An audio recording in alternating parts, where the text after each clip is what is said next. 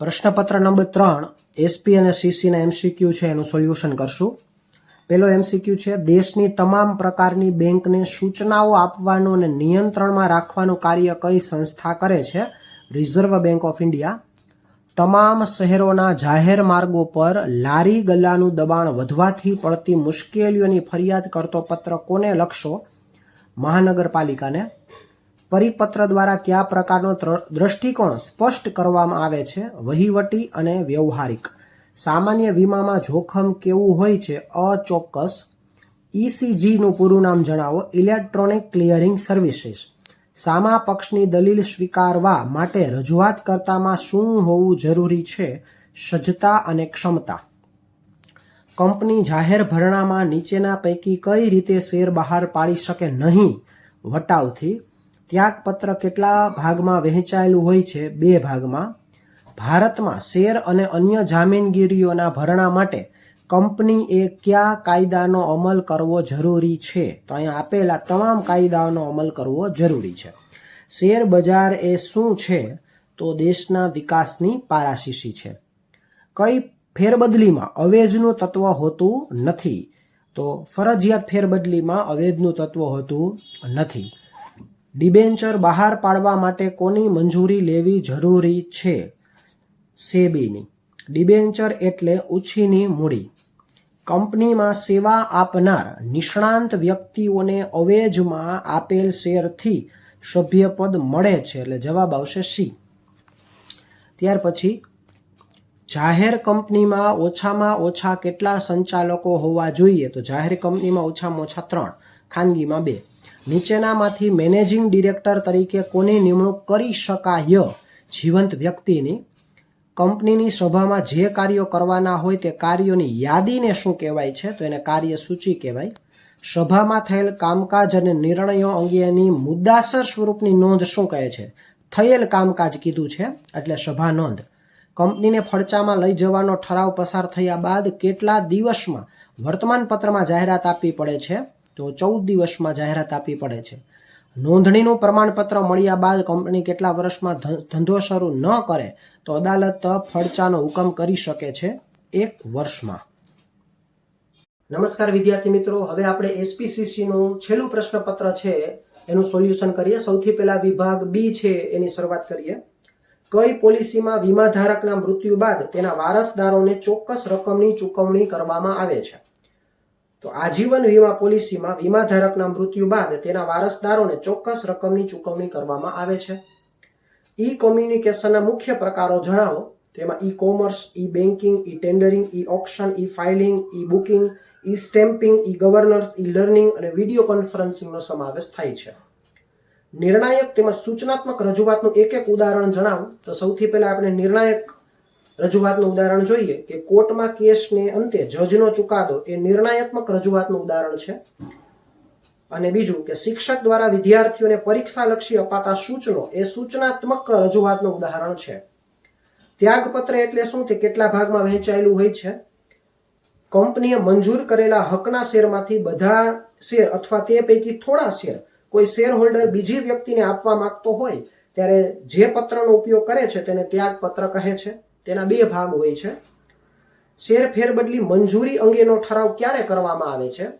Share ફેરબદલી અંગે આવેલ અરજીઓ ઉપર ચર્ચા વિચારણા તેમજ તેની યોગ્યતાની ચકાસણી કરી ફેરબદલી માન્ય અથવા અમાન્ય કરવામાં આવે છે. માન્ય કરેલ શેર ફેરબદલીને મંજૂર રાખતો ઠરાવ સંચાલક મંડળની સભામાં પસાર કરવામાં આવે છે. રૂપાંતરક્ષમ ડિબેન્ચર અને બિન રૂપાંતરક્ષમ ડિબેન્ચરનો અર્થ જણાવો. તો રૂપાંતર ડિબેન્ચર એટલે જે ડિબેન્ચરનું શેરમાં રૂપાંતર થાય તેને રૂપાંતર પાત્ર ડિબેન્ચર કહે છે. અને જે શેરનું રૂપાંતર, જે ડિબેન્ચરનું રૂપાંતર શેરમાં થતું નથી તેને બિન રૂપાંતર પાત્ર ડિબેન્ચર કહે છે. કંપનીનો સભ્યપદ કોની વચ્ચેનો કરાર દ્વારા મળે છે? તો કંપનીનું સભ્યપદ છે એ આપણે વ્યક્તિ અને કંપની વચ્ચેનો કરાર દ્વારા મળે છે. વર્તમાન સમયમાં કંપનીનું સંચાલન કોના દ્વારા થાય છે? બોર્ડ ઓફ ડિરેક્ટર્સ દ્વારા, એટલે સંચાલક મંડળ દ્વારા. કંપનીની વાર્ષિક સામાન્ય સભા ક્યાં અને ક્યારે યોજવી જોઈએ? કંપનીની વાર્ષિક સામાન્ય સભા કંપનીની રજિસ્ટર્ડ ઓફિસે અથવા જે ગામ, શહેર કે નગરમાં રજિસ્ટર્ડ ઓફિસ આવેલી હોય ત્યાં વર્ષના અંતે યોજવી જોઈએ. કંપનીમાં વહીવટ કરવો ક્યારે અશક્ય બને છે? કંપનીમાં મડાગાંઠ પડી હોવાના કારણે કંપનીમાં વહીવટ કરવો અશક્ય બને છે. તો વિદ્યાર્થી મિત્રો, હવે આપણે છેલ્લું પ્રશ્નપત્ર નંબર 6 એનો આપણે વિભાગ એ નું સોલ્યુશન કરશું. સામાન્ય રીતે બેંકને નીચેના પૈકી કયો પત્ર લખવામાં આવતો નથી એવું પૂછ્યું છે. ખાતું ખોલાવવા માટેનો. અગ્નિશામક દળની સેવા એ કેવી સેવા કહી શકાય? જાહેર ઉપયોગી સેવા. નિયુક્તિના પત્રના અંતમાં શું પાઠવવામાં આવે છે? શુભેચ્છા. અંતમાં કીધું છે. વીમા ધારક સંભવિત આફતો અથવા જોખમો સામે રક્ષણ મેળવવા વીમા કંપનીને શું ચૂકવે છે? પ્રીમિયમ. ઈ બુકિંગને બીજી કઈ રીતે પણ ઓળખી શકાય? ઈ રિઝર્વેશન. છઠ્ઠું, એમાં એક મિસ્ટેક છે છઠ્ઠામાં. મૌખિક રજૂઆત દ્વારા ધાર્યું પરિણામ લાવવા નીચેના પૈકી શેની સદ્ધરતા જરૂરી નથી? ત્યાં નથીની જગ્યાએ આવે છે. શેની સદ્ધરતા જરૂરી છે? તો અવાજ અને ઉચ્ચારણની. કયા દસ્તાવેજ દ્વારા જાહેર ભરણા માટે આમંત્રણ આપવામાં આવે છે? આમંત્રણ આવે એટલે વિજ્ઞાપન પત્ર. કંપનીનો સેક્રેટરી ભરણા ચિઠ્ઠીના આધારે હપ્તાની નોંધ કયા પત્રકમાં કરે છે? કોની નોંધ? હપ્તાની. તો હપ્તા પત્રકમાં. ત્યાગપત્ર શેની સાથે સંકળાયેલ છે? હકના શેર સાથે. શેર ધારક નાદાર જાહેર થાય ત્યારે ફરજિયાત ફેરબદલી. સ્વૈચ્છિક ફેરબદલીમાં જ્યારે તમે સ્વૈચ્છિક ફેરબદલી કરો છો ત્યારે સ્ટેમ્પ ડ્યુટી ભરવી પડે છે, ફરજિયાતમાં ભરવી પડતી નથી. ડિબેન્ચર ધારક એ કંપનીનો કોણ છે? લેણદાર. ડિબેન્ચર શબ્દ મૂળ લેટિન શબ્દ કયા શબ્દ ઉપરથી ઉતરી આવ્યો છે? તો DEBERE. બધામાં ઈ શબ્દ આવે છે. પેઢીના ભાગીદારો વ્યક્તિગત કે સંયુક્તપણે કંપની સભ્યપદ મેળવી શકે છે. ત્યાર પછી આગળ જોઈએ. જાહેર કંપનીના ડિરેક્ટરોની કુલ સંખ્યાના ઓછામાં ઓછા કેટલા ભાગના ડિરેક્ટર્સ ક્રમ પ્રમાણે નિવૃત્ત થાય છે? અને જાહેર કંપની કીધું છે તો 2/3. અને આની અંદર હજી આવે પૂછે કે 2/3 માંથી સિનિયોરિટી પ્રમાણે કોણ? તો 1/3.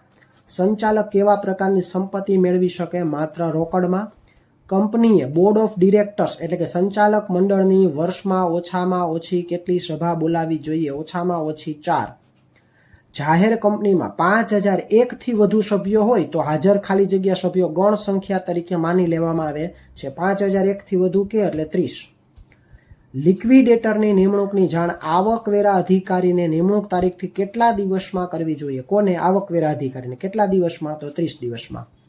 ખાનગી કંપનીમાં ઓછામાં ઓછી કેટલી સભ્ય સંખ્યા થાય તો કંપનીને ફડચામાં લઈ જઈ શકાય છે? ખાનગી કંપનીએ પૂછ્યું છે એટલે 2 થી ઓછી. જાહેર કંપની કે તો 7 થી ઓછી.